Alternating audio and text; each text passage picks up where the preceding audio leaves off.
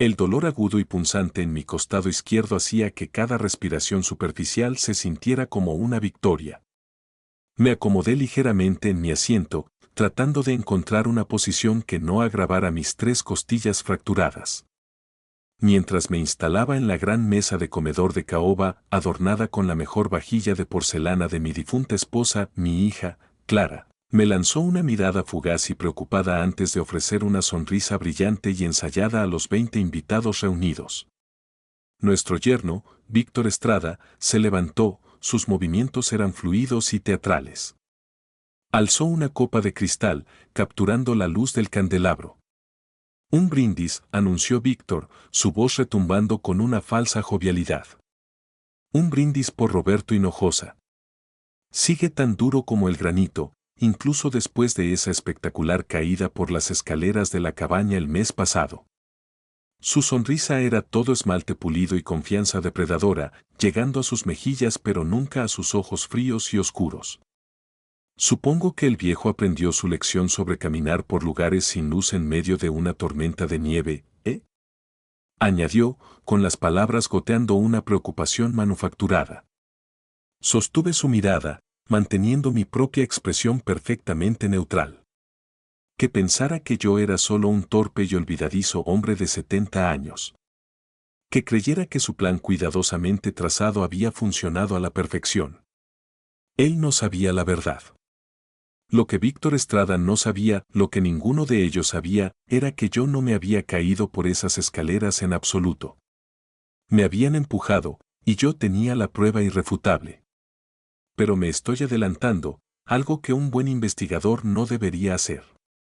Para entender por qué estaba sentado en mi propia mesa de cena de Navidad con 3 costillas fracturadas y un yerno medio millonario que acababa de intentar matarme, tenemos que empezar por el principio. Fue 4 semanas antes cuando toda esta pesadilla comenzó a desmoronarse. Mi nombre es Roberto Hinojosa.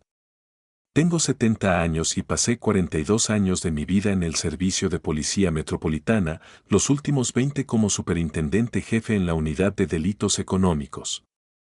Había visto lo peor de la oscuridad financiera, lavado de dinero, fraude de alto nivel, malversación corporativa. Pensé que mi jubilación estaría llena de paz, tardes largas cuidando el jardín de rosas de mi esposa Isabel, tal vez un viaje de pesca o 2 en las montañas. Isabel falleció hace 3 años. Fue cáncer de páncreas. Fue una luchadora hasta el último telón, pero la enfermedad se la llevó, dejando un agujero permanente en el centro de mi vida. Después de eso, mi hija, Clara, se convirtió en mi único enfoque. Era nuestra única hija, una brillante enfermera oncológica en el Hospital San Judas de Toronto. Tenía la voluntad fuerte y la amabilidad inquebrantable de su madre. Cuando se casó con Víctor Estrada hace 7 años, tuve mis dudas. Él era un corredor de bienes raíces comerciales, astuto, apuesto y eternamente ambicioso. Constantemente hablaba de cifras que involucraban múltiples millones de dólares, siempre persiguiendo el próximo negocio disruptivo, usualmente con dinero que aún no poseía. Pero Clara lo amaba profundamente, y el trabajo de un padre es confiar en el juicio de su hija, incluso cuando sus 42 años de instinto policial gritan lo contrario. Me guardé mis reservas. Era finales de noviembre cuando Clara llamó. Yo estaba en mi oficina en casa, revisando viejos expedientes de casos, un hábito que no había podido dejar. Mi teléfono mostraba su rostro, brillante y alegre. Papá, ¿cómo estás? ¿Sigues leyendo esos viejos reportes secos? Bromeó. Bien, cariño. Solo organizando. ¿Qué pasa? Bueno, Víctor y yo estábamos hablando y nos dimos cuenta de que no has ido a la cabaña del lago desde que mamá falleció. Pensamos que tal vez sería lindo ir este fin de semana. Solo nosotros 3. Salir de la ciudad, pasar un tiempo de calidad juntos. La cabaña. Isabel y yo la habíamos construido hace 30 años en el lago Muskoka, a unas 3 horas en auto al norte de Toronto. Era nuestro refugio tranquilo. No había vuelto desde que ella murió. Los recuerdos eran simplemente demasiado agudos. No lo sé, Clara. Es casi diciembre. Las carreteras se vuelven traicioneras y la cabaña no está aislada para estancias de pleno invierno, Albert. Víctor ya pensó en eso, respondió ella rápidamente. Hizo que encendieran el sistema de calefacción avanzado de forma remota y fue hace 2 semanas para revisar todas las tuberías. Todo está listo, papá. Además, te haría bien. Has estado demasiado aislado en esa casa. Por favor. Hubo un temblor sutil, casi imperceptible, en su voz. Un atisbo de súplica que iba más allá del simple afecto filial. Me pregunté si ella y Víctor estaban teniendo problemas. Quizás necesitaba un territorio neutral y privado para discutir sus penas. Está bien, cedí finalmente. ¿Cuándo estabas pensando? Este próximo viernes. Podríamos subir el viernes por la tarde y quedarnos hasta el domingo. Haré el famoso estofado de carne de mamá. Eso lo sé yo. El estofado de Isabel había sido mi favorito de siempre. Perfecto, acepté. Cuenta conmigo. Víctor pasará por ti el viernes al mediodía. Te quiero, papá. Yo también te quiero, Clara. Colgué, pero la inquietud persistía. ¿Era solo la paranoia de un policía retirado, o el súbito e intenso interés de Víctor en la cabaña aislada, un lugar que siempre había descartado por ser demasiado rústico, era genuinamente sospechoso? Descarté el sentimiento. Tal vez realmente estaba haciendo un esfuerzo por el bien de Clara. Llegó el viernes, cubierto por un gris frío e implacable, el clima típico de principios de diciembre en el sur de Ontario. Empaqué mi pequeña maleta con capas de ropa abrigada, un diario que pretendía llenar y, lo más importante, mis medicamentos recetados para la hipertensión crónica inducida por el estrés que había desarrollado desde la muerte de Isabel.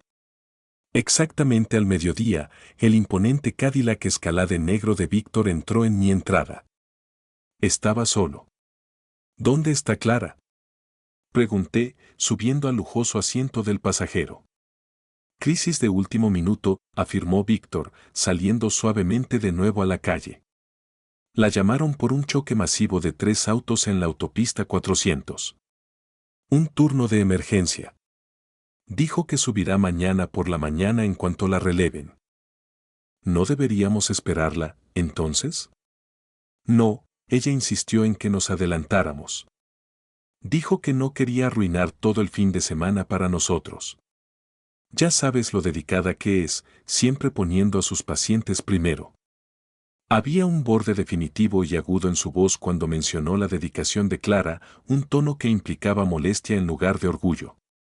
Conducimos en un silencio tenso durante casi 1 hora. Víctor parecía excepcionalmente alterado, su agarre al volante de cuero era apretado, su mandíbula notablemente tensa, y no dejaba de lanzar miradas tensas al espejo retrovisor. Hice un esfuerzo concertado por romper la tensión. ¿Cómo va el juego de las propiedades comerciales estos días, Víctor? ¿Sigues construyendo tu imperio? Ocupado. Siempre ocupado, soltó bruscamente. Tengo un nuevo desarrollo masivo en marcha, una enorme torre de uso mixto en el centro. Gran inversión, pero los rendimientos proyectados son verdaderamente extraordinarios. Eso suena prometedor. Más silencio, pesado e incómodo. Entonces, Víctor se aclaró la garganta, ajustándose la corbata, a pesar de vestir ropa informal. De hecho, Roberto, quería hablar contigo sobre algo importante. Aquí viene, pensé, mientras mi reloj interno de detective empezaba a marcar. Necesita capital y yo soy el activo líquido más cercano.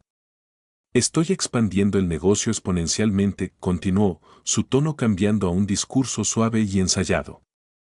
Estoy finalizando la adquisición de una propiedad enorme frente al mar, un trato de $50 millones. Los rendimientos podrían ser revolucionarios. Me preguntaba si estarías interesado en asociarte. Ya sabes, aprovechar algunos de tus fondos de jubilación e inversión. Es algo seguro, Roberto. Una oportunidad de oro. Ahí estaba. Mantuve mi voz calmada y sin compromiso. ¿De cuánto capital estamos hablando para involucrarse en un trato de esa magnitud? Bueno, para obtener una participación accionaria respetable, para ver realmente los rendimientos, estaríamos buscando un compromiso mínimo de alrededor de $300,000. Pero Roberto, como dije, los rendimientos serían fenomenales. Estamos proyectando un rendimiento anual del 40 al 50%. Luché contra el impulso de rodar los ojos. Había pasado décadas procesando a hombres que usaban exactamente esas cifras. Ninguna inversión legítima garantiza un rendimiento anual del 40 al 50%. Era el sonido clásico de un discurso desesperado. Déjame pensarlo, Víctor, dije, mirando por la ventana el borrón de pinos cubiertos de nieve que pasaba. El comportamiento de Víctor cambió instantáneamente. Sus nudillos se pusieron blancos como el hueso mientras apretaba el volante. Claro, Roberto, tómate tu tiempo. Pero necesito saberlo pronto. La ventana para esta adquisición se está cerrando rápido. La oportunidad no durará otra semana. Dejamos la autopista principal, girando hacia el estrecho camino de acceso cubierto de nieve que se adentraba en el bosque hacia la cabaña. El bosque invernal se cerró a nuestro alrededor, árboles masivos cargados de nieve fresca. El sol ya se estaba ocultando bajo el horizonte, pintando el cielo en tonos profundos de púrpura y naranja. Víctor conducía agresivamente, demasiado rápido para las condiciones de hielo. El pesado vehículo hidroplaneó momentáneamente sobre un parche de hielo negro. Tranquilo, Víctor, advertí, tensándome instintivamente. No hay necesidad de apresurar el último kilómetro. Me ignoró, pisando el acelerador a fondo. Llegamos a la cabaña justo cuando caía la oscuridad total. Parecía profundamente aislada, una sola estructura de madera tragada por la inmensa y silenciosa naturaleza. La residencia ocupada más cercana estaba a 5 kilómetros de distancia. También recordé que tan adentro en el bosque, nuestro teléfono satelital no era confiable y no había absolutamente ninguna señal de celular. Habíamos instalado una línea fija reforzada hace años para emergencias, pero no había verificado si aún estaba activa. Víctor apagó el motor y el silencio resultante fue absoluto. Rápidamente agarró su equipaje de diseñador de la parte trasera, luego el mío. Llevaré esto adentro, Roberto. Tú ve adelantándote y enciende un buen fuego. Hace más frío de lo que anticipé. Salí del auto. El aire me golpeó, era gélido. La cabaña estaba, en efecto, fría. A pesar de las afirmaciones anteriores de Víctor sobre haber revisado el sistema y encendido la calefacción, mi aliento salía en espesas nubes blancas. Ubiqué el termostato central y lo subí al máximo, notando con consternación profesional que la aguja se mantenía obstinadamente en 10 grados Celsius. Me acerqué a la enorme chimenea de piedra. La rejilla de hierro estaba vacía. Víctor. Llamé. Tenemos que traer leña del cobertizo. Lo haré en un minuto. Gritó de vuelta. Solo déjame atender esta llamada rápida. Desapareció en la habitación de invitados, cerrando la pesada puerta de pino tras de sí.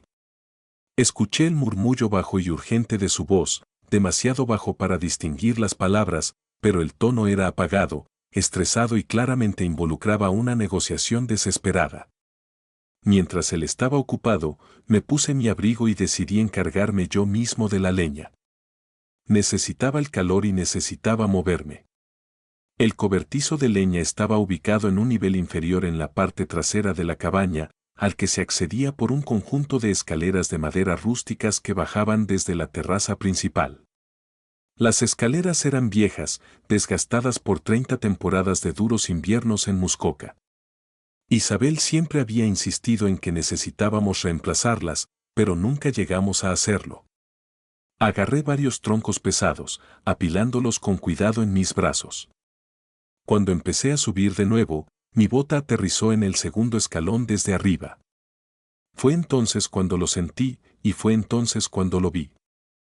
Mi corazón no solo se hundió, se congeló, ese tipo de realización helada que solo 42 años de investigar la intención criminal pueden traer. El segundo escalón desde arriba había sido cerrado deliberadamente hasta las 3/4 partes. El corte estaba astutamente oculto por una capa delgada y fresca de nieve que había volado sobre la terraza. Si alguien, especialmente un hombre de 70 años cargando un peso pesado, ponía todo su peso en ese punto exacto, el escalón se rompería limpiamente, enviándolo a caer sobre el suelo congelado y rocoso a unos buenos 2,5 metros de profundidad. Un accidente. Una caída fatal en una escalera oscura y sin luz. Pasé cuidadosamente por encima del peldaño comprometido, mis músculos gritando con una tensión controlada. Adentro, mi sangre se heló. Dejé los troncos con suavidad y regresé a las escaleras. Apartando la nieve, examiné el corte más de cerca. Era limpio, preciso y reciente. Un polvillo de acerrín fino y pálido se aferraba a la veta rugosa de la madera. Esto se había hecho muy recientemente, casi con seguridad en las últimas horas. Entré de nuevo en la cabaña con cuidado. Víctor estaba en la cocina, descargando casualmente comestibles caros de una hielera de grado profesional. Encontré el problema con las escaleras de la terraza, declaré, observando su rostro con el desapego entrenado de un investigador profesional interrogando a un sospechoso. Ah, sí. ¿Qué pasa?, preguntó, sin levantar la vista. El segundo escalón desde arriba, dije, manteniendo mi tono perfectamente conversacional. Se está pudriendo. Casi me hundo en él. Necesitaremos ponerle un refuerzo temporal debajo. Su expresión no vaciló. Era una excelente y practicada cara de póker. Eso es peligroso, Roberto. Qué bueno que lo notaste. Le echaré un vistazo mañana con la luz del día. Veré si podemos apuntalarlo. Era bueno. Había interrogado a innumerables estafadores y la compostura de Víctor era impresionante. Pero yo conocía la señal, el pequeño, casi invisible destello de triunfo en la comisura de su ojo izquierdo. Estaba mintiendo. Y sabía exactamente de qué estaba hablando yo. Sí, murmuré, con la mirada fija en él. Qué bueno. Esa noche, el sueño fue un lujo lejano. Me quedé rígido en el dormitorio principal, el que Isabel y yo habíamos compartido, mirando hacia el vacío negro sobre las vigas rústicas. Mi mente, aguda a pesar de mi edad, estaba compilando metódicamente los hechos, el escalón aserrado, la mentira calculada de Víctor sobre la cabaña caliente, la intensa presión por la inversión de $300,000 y la sospechosamente conveniente ausencia de Clara. Un patrón claro y horroroso estaba tomando forma y apuntaba directamente a una agresión premeditada, si no a un asesinato absoluto. A la mañana siguiente, desperté con el olor de un café excesivamente fuerte. Víctor ya estaba levantado, moviéndose con una energía casi febril e inquieta. Estaba excesivamente alegre, casi maníaco. Buen día, Roberto. ¿Dormiste bien? Suficientemente bien, respondí secamente. ¿A qué hora está programada la llegada de Clara? Me envió un mensaje anoche tarde, mintió Víctor con fluidez. Su turno de emergencia se alargó. No llegará hasta tarde por la tarde, tal vez a las 6 o 7. Pensé que tú y podríamos aprovechar el tiempo. Tal vez sacar las motos de nieve. El hielo del lago ya debería estar lo suficientemente sólido. Andar en moto de nieve en el lago Muskoka a temperaturas bajo cero con un hombre que ahora sabía que estaba intentando matarme activamente. Tal vez más tarde, dije, tratando de parecer indiferente. Mi vieja cadera me ha estado molestando. Creo que me quedaré aquí relajándome junto al fuego, leyendo este tomo de historia que traje. La sonrisa forzada de Víctor se tensó, revelando la frustración subyacente. Vamos, Roberto. No seas aburrido. Isabel no querría que estuviera sentado como un viejo cansado. La mención casual y cruel de Isabel en ese contexto hizo que los músculos de mi mandíbula se tensaran, una reacción puramente visceral. Mantuve mi temperamento. Dije que tal vez más tarde, Víctor. Después de un desayuno rápido y silencioso de avena instantánea, Víctor anunció su plan. Me voy al pueblo más cercano por algunos suministros esenciales. La hielera no aguantó y nos falta buen café en grano. Solo debería tomar 1 hora y media el viaje de ida y vuelta. ¿Estarás bien aquí solo? Víctor, me he estado cuidando solo durante 70 años, respondí, permitiendo un toque de desdén en mi voz. Creo que me las arreglaré. En el instante en que su enorme escalade negra desapareció por el camino de grava, levantando una columna de polvo congelado, me puse a trabajar. 42 años de entrenamiento detectivesco ordenaron la secuencia. Primero, revisé las comunicaciones. Fui directo al viejo escritorio de pino donde usualmente se conectaba la línea fija. Estaba inerte. Siguiendo el cable revelé el problema, el cable principal, oculto meticulosamente detrás del escritorio antiguo, había sido cortado limpiamente con unas cizallas. Otro accidente. Segundo, necesitaba confirmar el motivo. Fui al dormitorio de invitados que ocupaba Víctor. Su equipaje era un baúl de cuero de alta gama. Lo revisé con velocidad y precisión profesional, reemplazando todo exactamente como lo encontré. Enterrada bajo una pila de caros suéteres italianos, encontré una carpeta. Dentro estaban los documentos que necesitaba. Papeles de hipoteca, de un complejo comercial fallido en Toronto, fechados hace solo 4 meses. La cantidad era asombrosa, $2.300.000. Deudas de juego, una colección de recibos de adelantos de efectivo de casinos, docenas de ellos, que sumaban casi $400.000 de Niágara y Detroit. Avisos de cobro, una espesa pila de cartas cada vez más agresivas de agencias de cobro, coronada por un aviso final y aterrador de ejecución hipotecaria inminente sobre varias propiedades. Víctor no estaba solo en dificultades financieras, estaba en un estado de colapso económico terminal.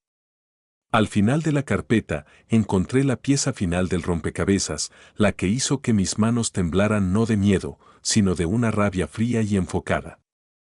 Documentos de seguro de vida. Los míos.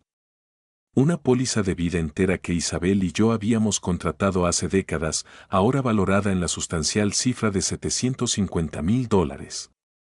El beneficiario inicialmente había sido Isabel, luego cambió a Clara tras su fallecimiento. Sin embargo, según estos documentos recién impresos, el beneficiario había sido cambiado sutil y recientemente, hace solo 8 meses, a Víctor Estrada. El documento llevaba una falsificación tosca, pero aceptable, de mi firma. Mi enfoque se endureció. Esto ya no era solo oportunismo financiero. Esto era un complot documentado para cometer fraude de seguros mediante asesinato. Restauré meticulosamente todo en el bolso de Víctor. Necesitaba más pruebas, algo que lo incriminara en la corte, algo concreto que trascendiera el habitual. Él dijo, yo dije de una confrontación doméstica. Los hombres desesperados eran predecibles y Víctor se estaba ahogando. Inmediatamente salí a las escaleras de la terraza. Usando la cámara de alta resolución de mi teléfono, tomé una serie de fotos de primer plano del escalón aserrado, el aserrín fino y la nieve circundante, todo meticulosamente marcado con la hora y geoetiquetado. Luego, rodeé la propiedad por detrás.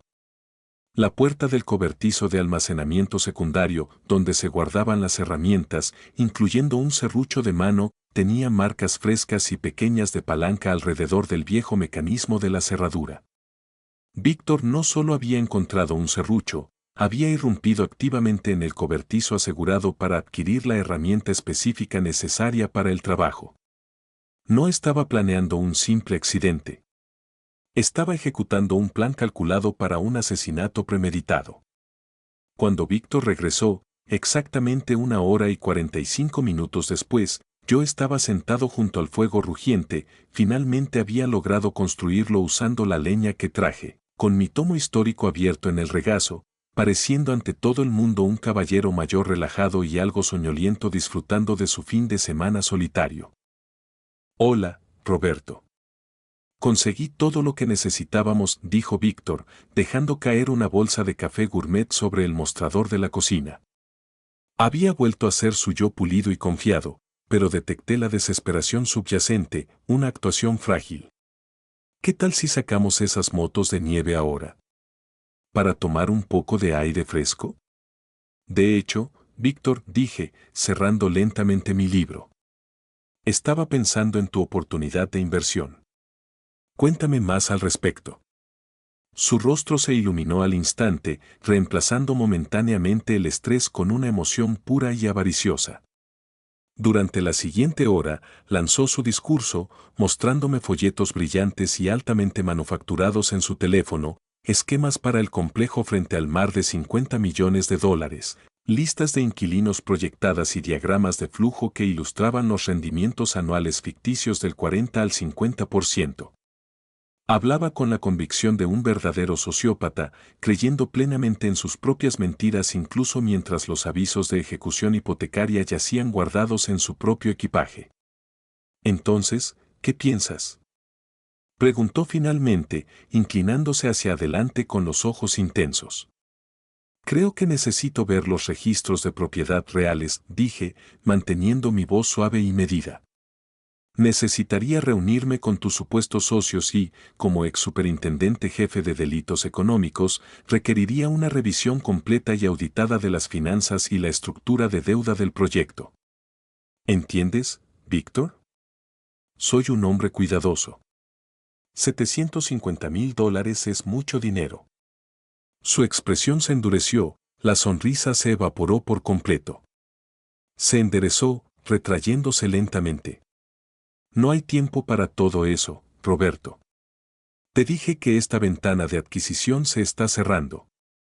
Necesito compromisos ahora.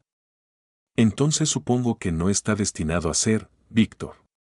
Permití que una suave finalidad entrara en mi voz. La temperatura en la habitación cayó en picado, independientemente del frío invernal. Víctor se puso de pie lentamente, con las manos apretadas en puños blancos y tensos a los costados. Nunca te caí bien, ¿verdad, Roberto? Siseó, su barniz pulido resquebrajándose. Ni una sola vez pensaste que yo fuera lo suficientemente bueno para Clara. Siempre me trataste como a uno de tus malditos sospechosos. Esto no se trata de que me caigas bien, Víctor. Se trata de un intento de fraude y del futuro de mi hija. Cállate, viejo. Su voz bajó a un gruñido bajo y peligroso. Ahora hablo yo. Dio un paso amenazador más cerca. ¿Sabes cuál es tu problema? Crees que eres tan inteligente, tan moralmente superior con tus medallas de policía y tu pequeña vida perfecta. Pero solo eres una reliquia acabada que ni siquiera pudo salvar a su esposa del cáncer que se la comió viva. El golpe personal tenía la intención de desestabilizarme y caló hondo en mi duelo no resuelto, pero 42 años de trabajo policial me enseñaron cómo mantener mi rostro como una hoja en blanco. Creo que deberías irte de la cabaña, Víctor. ¿Irme?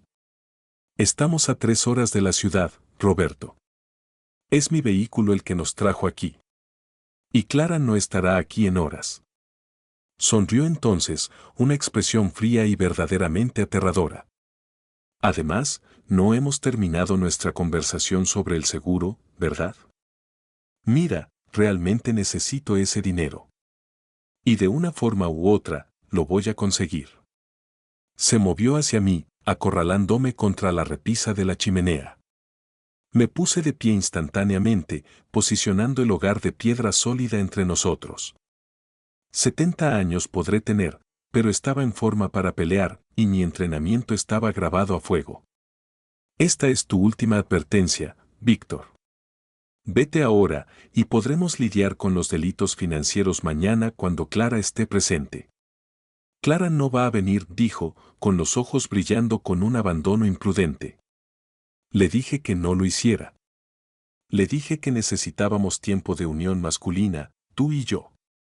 Ella cree que estamos teniendo un maravilloso fin de semana de padre e hijo. Hizo una pausa, rodeándome.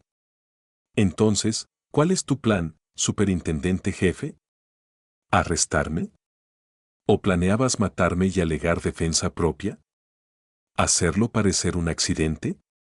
Soltó una risa corta y cínica. ¿Matarte? Dios, Roberto, has estado viendo demasiadas películas viejas de policías. No voy a matarte directamente. Vas a tener una serie de accidentes desafortunados. Primero, las escaleras que ya notaste. O tal vez un simple traspié en el hielo. Diablos, quizás tu corazón débil simplemente se rinde por el puro estrés de estar tan lejos de tu medicamento para la presión arterial. Mi medicamento. Mi alarma interna gritó. Víctor sacó un pequeño frasco naranja del bolsillo de su pantalón de vestir a medida. Mi medicamento recetado para la hipertensión. Vaya, murmuró, lanzando el frasco ligeramente en su palma. Debe haberse caído de tu bolso mientras lo descargaba. Estas cabañas viejas son tan terriblemente peligrosas, Roberto. Tantas cosas pueden salir trágicamente mal. Esa fue la señal. Dejó caer el frasco al suelo y se lanzó, moviéndose con la fuerza bruta y dirigida de un hombre desesperado. Reaccioné instantáneamente, confiando puramente en la memoria muscular. Me hice a un lado, usando su propio impulso contra él, y Víctor chocó pesadamente contra la gruesa mesa de centro de roble, enviando un pesado decantador de cristal a girar por el suelo. Pero él era casi 40 años más joven, impulsado por la adrenalina y una deuda inminente de $2.300.000. Se recuperó con una velocidad aterradora, lanzándose de nuevo hacia mí. Esta vez, su puño conectó con una fuerza aplastante bajo mi axila izquierda. Escuché un crujido claro y nauseabundo, el sonido del cartílago y el hueso rompiéndose. El dolor fue inmediato y cegador. Tropecé, momentáneamente paralizado, y él estuvo sobre mí al instante, sus manos apretando mi garganta. Manchas negras y flotantes bailaban en mi visión periférica. El suministro de aire se cortó. Esto era todo. Este era el final. Asesinado por el hombre en quien debería haber confiado para proteger a mi hija, en el santuario que había construido con Isabel. Pero entonces, el último y desesperado impulso del instinto de supervivencia rompió la niebla de la privación de oxígeno. Recordé el refugio seguro. La seguridad de Isabel. Isabel, siempre la precavida después de años de mis casos de alto perfil, había insistido en que mantuviéramos un medio de defensa personal discreto e imposible de rastrear en la cabaña remota. Era una pistola semiautomática de 9 milímetros bien mantenida, guardada exactamente donde siempre la había entrenado para guardarla. Sacudí mis caderas con toda la fuerza que le quedaba a mi cuerpo de 70 años, desequilibrando a Víctor lo justo para aspirar un pequeño aliento vital. Subí mi rodilla con fuerza y rapidez, conectando con su abdomen inferior. Bramó de dolor, soltando su agarre estrangulador. Rodé lejos, con el pecho ardiendo, y me arrastré hacia la puerta del dormitorio. Él estaba justo detrás de mí, sus pasos pesados resonando en las tablas del suelo. Abrí de un tirón el cajón de la mesita de noche. La pistola estaba allí, totalmente cargada, exactamente donde Isabel la había dejado, dentro de una funda de cuero desgastada bajo una pila de revistas viejas. Giré justo cuando Víctor llegaba al umbral de la puerta. Se congeló, su figura jadeante mirando fijamente el cañón oscuro y sin concesiones de la 9 milímetros. Atrás jadeé, con la garganta en carne viva y contraída, el dolor en mis costillas hecho un infierno. Ahora. Levantó las manos lentamente, pero sus ojos eran calculadores, ya buscando una ruta de escape o un momento de vacilación. No me dispararás, Roberto, se burló, tratando de sonar confiado. Eres un hombre de reglas. Un policía. Además, ¿cómo explicarías haberle disparado al esposo de Clara? Defensa propia, logré decir, la palabra costándome un esfuerzo. Y te sorprendería lo que un hombre de 70 años hará cuando está luchando por su último aliento. Gesticulé con la pistola hacia la sala de estar principal. Muévete. Despacio. Obedeció, retrocediendo a regañadientes. Lo seguí, manteniendo el arma firme y apuntando directamente a su pecho. Mis costillas fracturadas gritaban una protesta constante y debilitante con cada movimiento, pero la adrenalina, la vieja y familiar hormona de lucha, me mantenía erguido y despiadadamente enfocado. Siéntate en ese sillón, ordené. Manos planas sobre los apoyabrazos, donde pueda verlas. Mientras mantenía la 9 milímetros apuntando invariablemente a Víctor, comencé a asegurarlo. Fui al cajón de los trastos de la cabaña, el repositorio de todas las necesidades olvidadas, y encontré un rollo de cinta adhesiva plateada de alta resistencia y un tramo de cuerda de utilidad resistente recubierta de plástico. Primero usé la cinta adhesiva, aplicando varias capas apretadas y superpuestas para asegurar sus muñecas firmemente a los gruesos apoyabrazos de madera de la silla. La cinta siseaba mientras la tensaba. Él estaba luchando, tratando de cambiar sutilmente su peso y flexionar sus manos, pero la cinta resistió. Luego, usé la cuerda de utilidad para atar sus tobillos firmemente a las pesadas patas de la silla. No era la sujeción meticulosa de un equipo táctico especializado, pero lo mantendría inmóvil e incómodo el tiempo suficiente. No puedes mantenerme aquí, Roberto, escupió Víctor, su voz cargada de un pánico venenoso. Clara vendrá a buscarme. Alertará a las autoridades cuando no aparezca. Sin teléfono satelital, sin señal de celular, ¿recuerdas? Le recordé, con voz plana. La línea fija está cortada, gracias a ti. Clara no se preocupará hasta tarde mañana por la mañana como muy pronto. Son 15 horas completas de silencio. Para entonces, la policía de Toronto estará aquí. Su rostro, que había estado pálido de rabia, de repente se aflojó por el miedo. ¿De qué estás hablando? ¿Qué hiciste antes de que regresara del pueblo? Me senté pesadamente en la silla antigua de enfrente, con la pistola descansando en mi regazo, todavía apuntando a su centro de masa. Mis costillas palpitaban, una compañera constante y gritona, pero la adrenalina había alcanzado una meseta estable. Caminé hasta la carretera de acceso principal, mentí, de forma calmada y convincente. Era un engaño perfecto y necesario. Es una caminata de unos 3 kilómetros, pero encontré la señal intermitente justa para enviar algunos mensajes cruciales. Le envié uno a Clara, diciéndole que estaba cada vez más preocupado por tu comportamiento errático y el aislamiento inesperado. Más importante aún, le envié un mensaje detallado a la inspectora de detectives Elena Cárdenas, mi antigua compañera en el destacamento de la Unidad de Delitos Económicos. Le dije que había descubierto pruebas de un fraude masivo y lo que parecía una configuración de accidente calculada y altamente sospechosa en la cabaña. Le dije que necesitaba refuerzos, inmediatamente. El comportamiento de Víctor cambió de un desafío agresivo a un cálculo desesperado. Es mentira. No llegaste a la carretera. No. Respondí, levantando una ceja. La inspectora Cárdenas es tenaz y me conoce bien. Si recibió un mensaje de advertencia mío indicando que estaba en peligro por un estafador que intentaba coaccionarme para una inversión de $300,000, ya estaría movilizando un equipo. Probablemente esté coordinando con las autoridades provinciales en este momento. Estarán aquí mucho antes que Clara. La convicción en mi voz era absoluta. 42 años de mirar de frente a criminales violentos me enseñaron cómo vender una mentira mejor de lo que Víctor podría vender un condominio ficticio frente al mar. No puedes probar nada, Roberto. Gritó, aunque su voz carecía de verdadera certeza.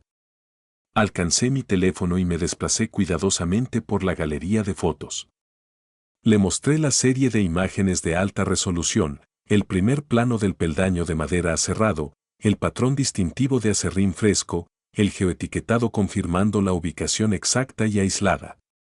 De hecho, si puedo, Víctor.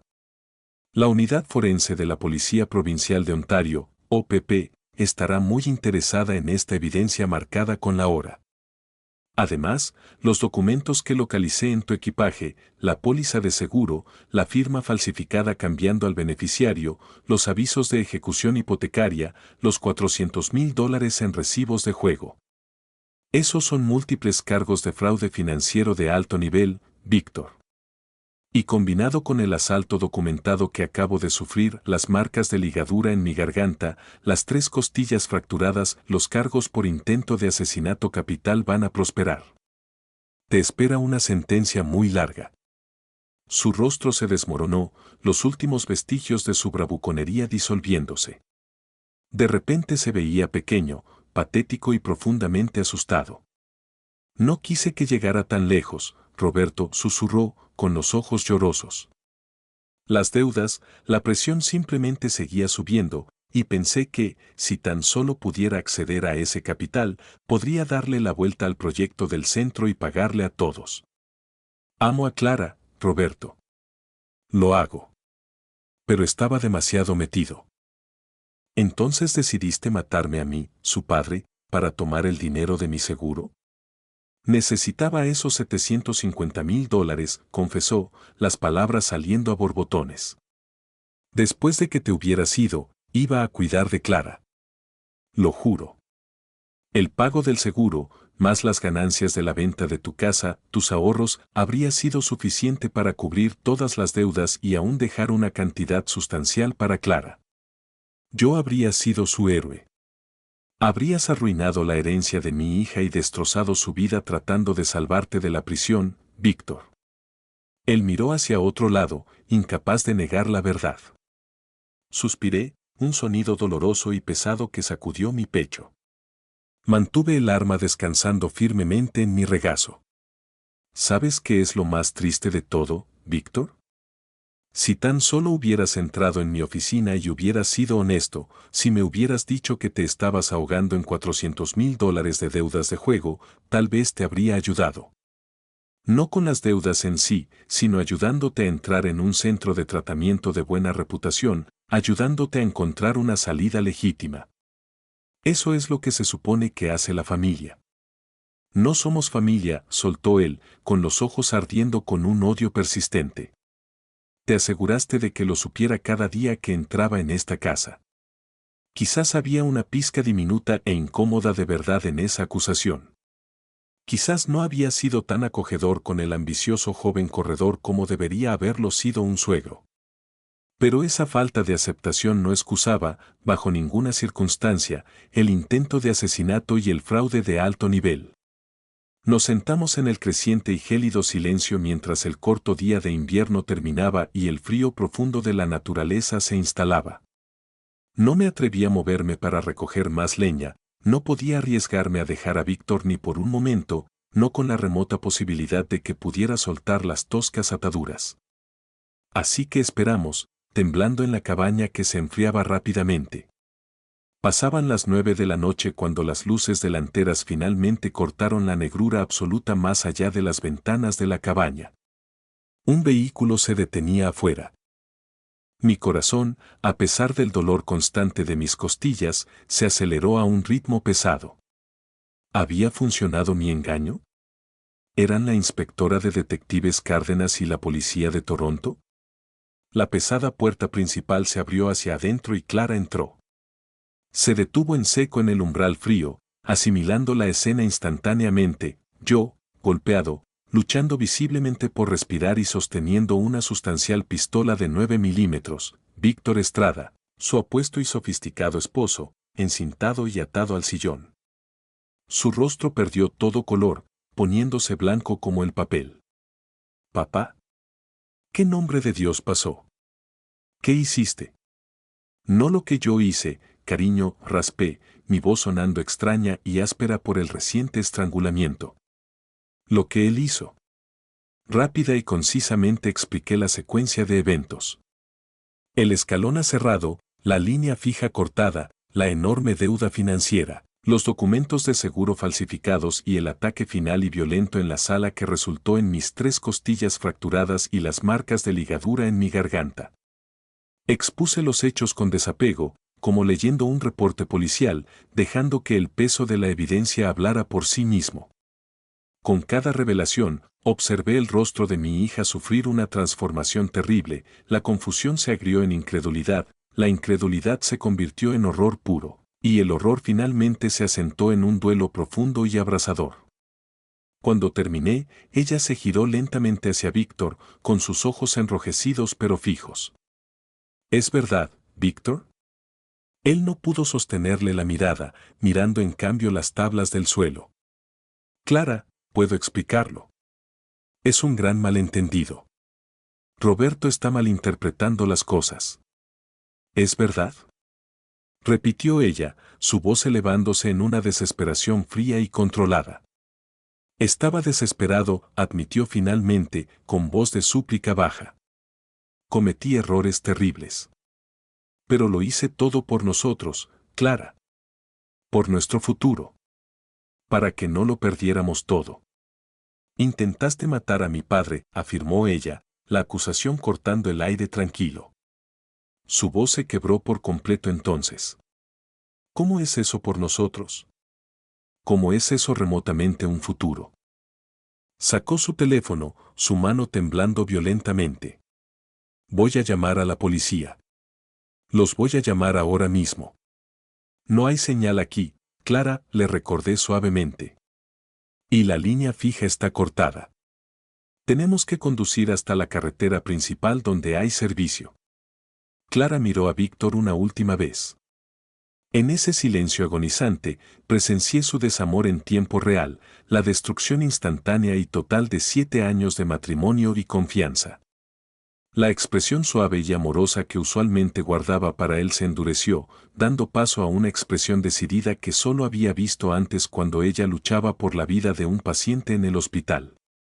Se convirtió en alguien a quien no reconocía del todo, y sin embargo, alguien de quien estaba inmensamente orgulloso. Vámonos, papá, dijo ella, su voz firme y con filo de acero. Iremos en mi auto.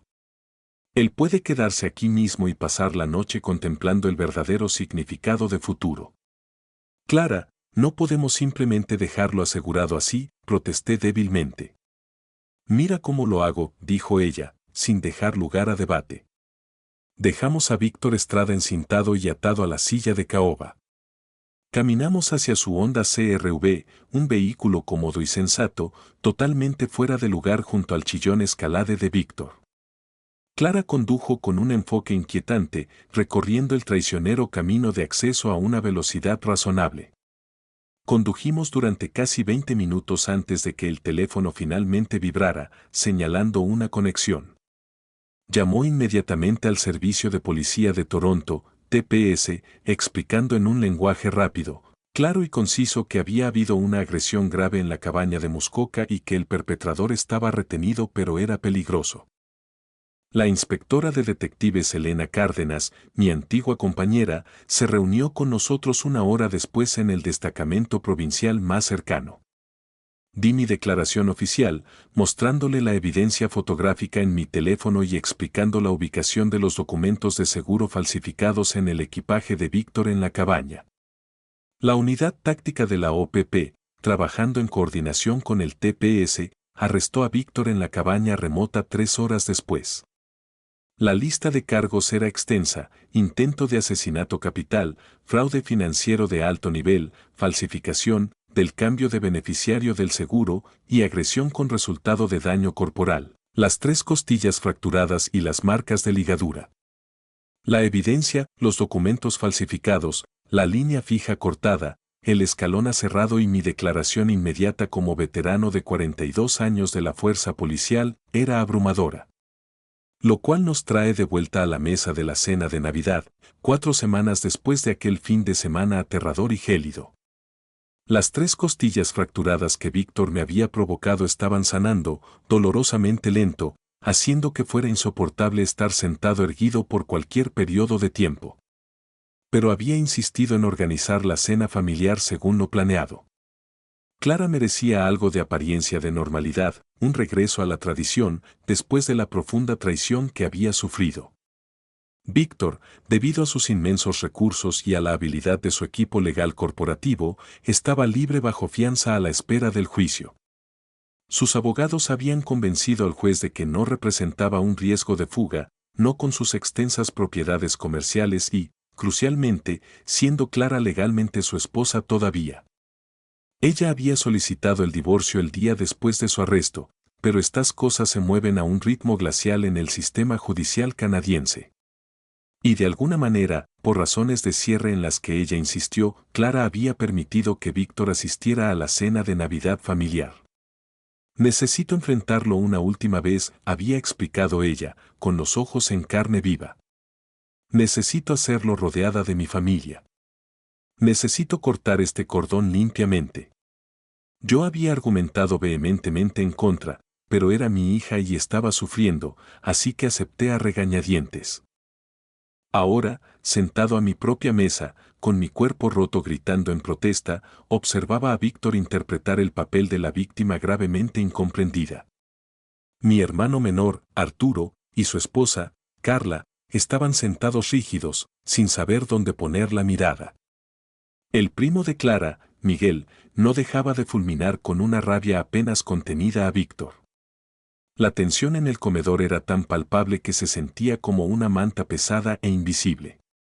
Entonces, Roberto, dijo Víctor, su voz llevando la misma jovialidad suave y falsa, cortando el pesado silencio del comedor. Ahora que has tenido unas semanas para reconsiderar, ¿qué te has dado cuenta de que todo esto fue solo un gran malentendido, cuando piensas darle instrucciones a tu abogado para que retire estos cargos absurdos? Quiero decir, somos familia, ¿verdad? Toda la mesa quedó en absoluto silencio. Todos los ojos estaban fijos en mí. Coloqué cuidadosamente mi tenedor en el borde del plato, un movimiento lento y deliberado que envió una nueva sacudida de agonía a través de mis 3 costillas fracturadas. Miré a Víctor directamente a los ojos, con la mirada firme y sin concesiones. ¿Un malentendido, Víctor? ¿Así es como decides llamar ahora al intento de asesinato?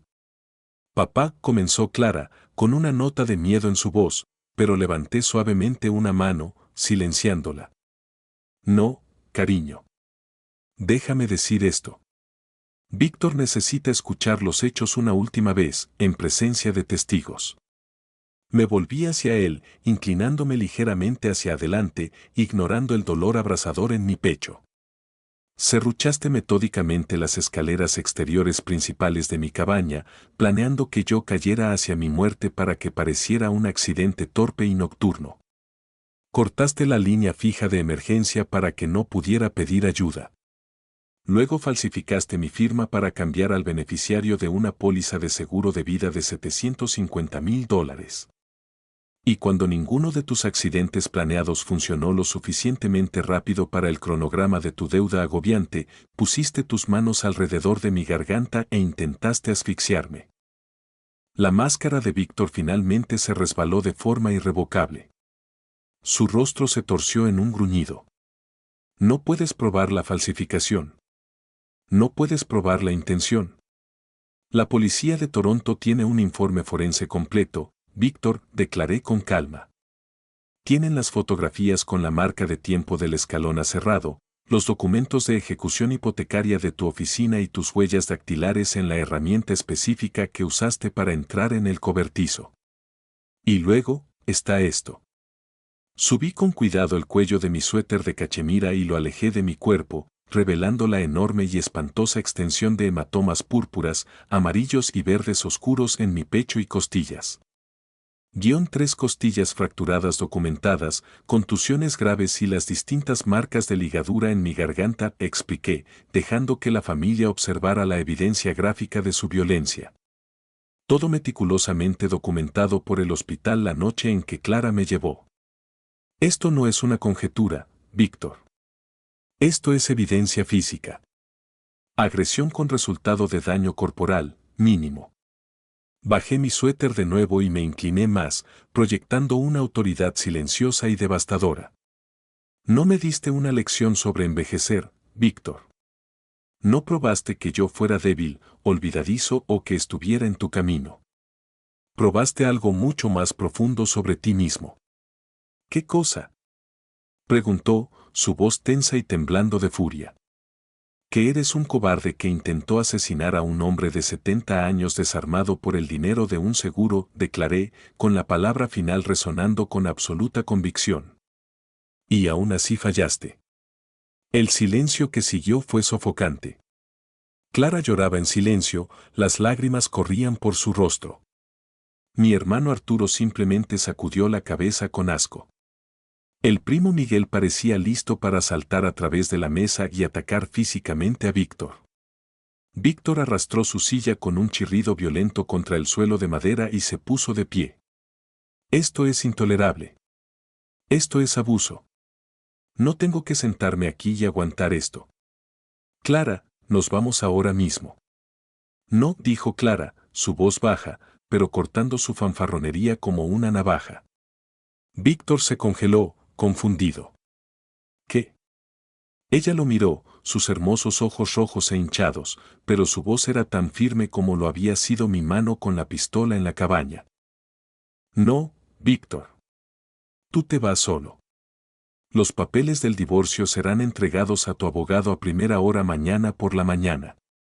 Mi asesor legal me ha asegurado que con el volumen de cargos criminales, especialmente el fraude y la agresión, se me otorgará casi todo.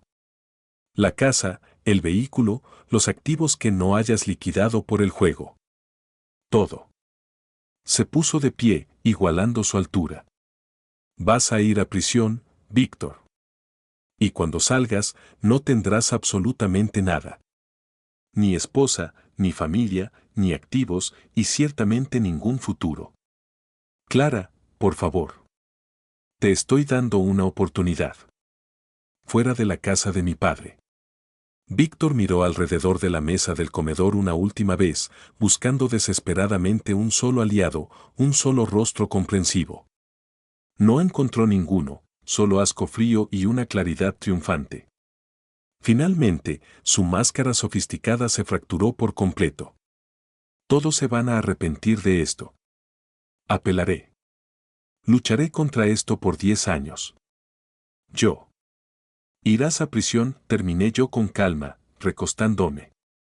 El fiscal de la corona me dice que tu abogado ya está insinuando un acuerdo de culpabilidad. Estás enfrentando un mínimo de 8 a 12 años en una institución correccional federal. Y en las prisiones canadienses, Víctor, tienen un desagrado especial por los hombres que se aprovechan de los ancianos e intentan destruir financieramente a sus esposas.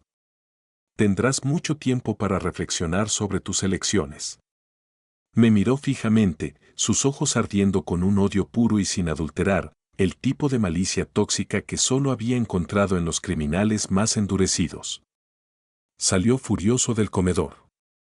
Escuchamos el crujido de sus neumáticos girando violentamente en la entrada helada mientras se alejaba a toda velocidad en su escalade negra. Su salida apresurada marcaba el fin de su vida respetable. Después de un largo momento de silencio, mi hermano Arturo levantó lentamente su copa de vino. Por Roberto. Duro como el granito, incluso después de todo. Por papá, añadió Clara, su voz espesa por la emoción. Lo siento tanto. Siento tan profundamente todo esto. No hay nada de qué arrepentirse, cariño, le dije, con el corazón doliéndome de orgullo y compasión. Amaste al hombre equivocado. Eso no es un crimen. Pero tomaste la decisión absolutamente correcta al final, y eso es lo único que importa. Terminamos la cena tranquilamente. Después, cuando todos se habían ido a casa, Clara se quedó. Nos sentamos en la sala junto al resplandor menguante de la chimenea, sin hablar, simplemente existiendo juntos tras la tormenta. Realmente te habría matado, dijo ella finalmente, afirmando un hecho, no haciendo una pregunta. Sí, lo habría hecho, confirmé. Y te mantuviste con vida usando todo lo que aprendiste en todos esos años con el Servicio de Policía Metropolitana. Sí. Isabel estaría orgullosa de cómo lo manejaste. Eso me hizo sonreír, una expresión real y genuina, a pesar de la rigidez y el dolor en mi pecho. Tu madre habría usado esa 9 milímetros en el segundo en que él entró por la puerta. Ella nunca confió mucho en él tampoco. Eso provocó una pequeña risa llorosa de Clara, el primer sonido genuino y espontáneo de alegría que había escuchado de ella en semanas. Nos sentamos allí hasta que el último tronco se consumió, padre e hija, sobrevivientes ambos. El juicio de Víctor está programado actualmente para la primavera. La evidencia física y digital es abrumadora y su abogado ya le ha concedido al fiscal que están buscando el acuerdo de culpabilidad. Testificaré, si es necesario, aunque el fiscal cree que el peso de las pruebas excluirá la necesidad. Vendí la cabaña del lago. Demasiados recuerdos tóxicos ahora se superponían a los profundos y dulces que había creado con Isabel. Las ganancias se colocaron en un fideicomiso de activos para Clara, ayudándola a reconstruir su vida y estabilizar su futuro. Mis costillas están sanando lentamente. A los 70 años, todo toma más tiempo, pero sigo aquí. Sigo respirando. Sigo de pie. Víctor intentó enseñarme una dura lección sobre la vulnerabilidad, sobre envejecer, sobre ser débil, sobre ser una reliquia en su camino ambicioso. En cambio, yo le enseñé una a él. La edad no es incompetencia.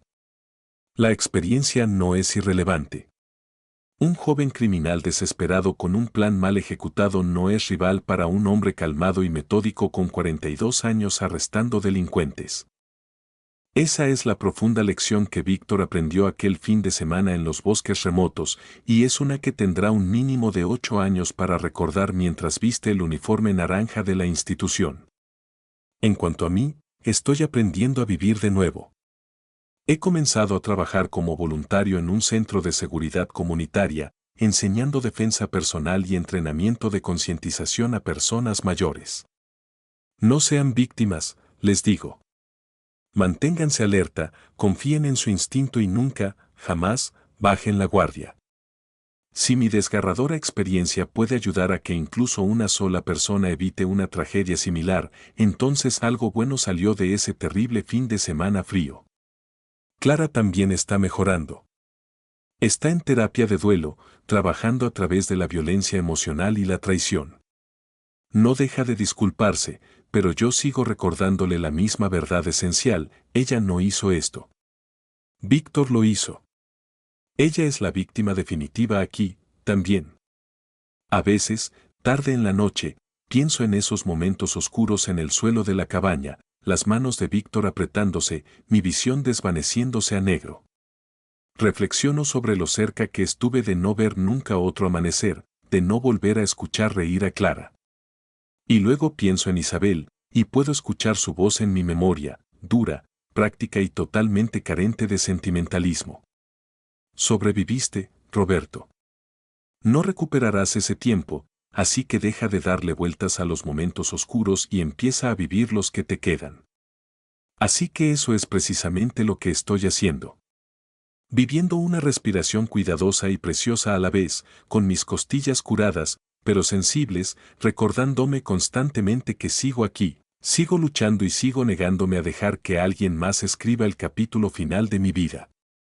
Víctor pensó que podría salirse con la suya con un asesinato y un fraude. En cambio, recibirá una sentencia de prisión de 1 década, un historial criminal eterno y el conocimiento aplastante de que intentó asesinar a un hombre de 70 años y falló por completo. Eso es justicia.